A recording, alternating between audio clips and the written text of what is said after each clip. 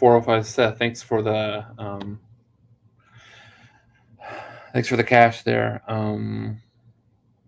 Yeah, I think they're kind of behind on the offensive side. I think they were kind of behind the eight ball for a little bit for a large majority of this game, um, based on the injuries and who was out there, and particularly in the second half. I don't think there. When you're not playing at the level that you need to be playing on the defensive side of the ball, the play calling is always going to be questionable. But you're not getting pressure with your front four. Then you got to bring a lot of pressure. Problem is when you bring pressure, it takes too long to get there. You leave your secondary on an island, and Oklahoma was either not able to cover. When they did cover, they were getting pass interference calls, kind of nonstop through this game.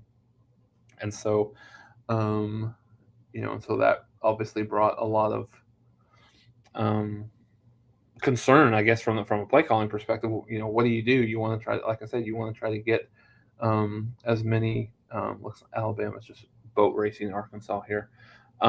You want to get a lot of you want to get a lot of pressure to make it hard for the quarterback. But you know, Duggan he was able to get whatever he wanted in the passing game and also the running game as well. So again, another big week for Oklahoma, going limping quite literally into Texas, and so hopefully by Wednesday we'll um, have an idea of who might potentially be a game time decision, who might potentially be able to play, who's already completely out, in terms of ruled out for Saturday for Texas. But the one thing that you can say and it's typically on the other side of the ball, but from a Red River perspective, the the records and the play kind of goes up to that game, kind of goes out the window.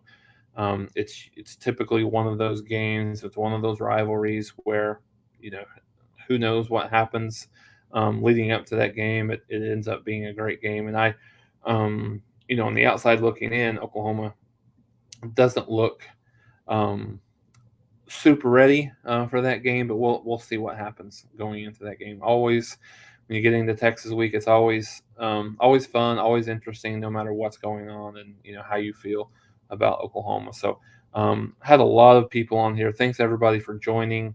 I think we capped out at about 115 people here at one time, and so thanks for joining us here on the Oklahoma Post Game Live at the Voice of College Football. Remember, you can catch me with Mark at 11:30 on Wednesday, and then obviously we'll have post game about the same time next Saturday, and see if Oklahoma is able to get a huge win to get them back looking in a positive way for the back half of this year, or if it's more of a struggle and really a limp into what could possibly be fighting for bowl eligibility.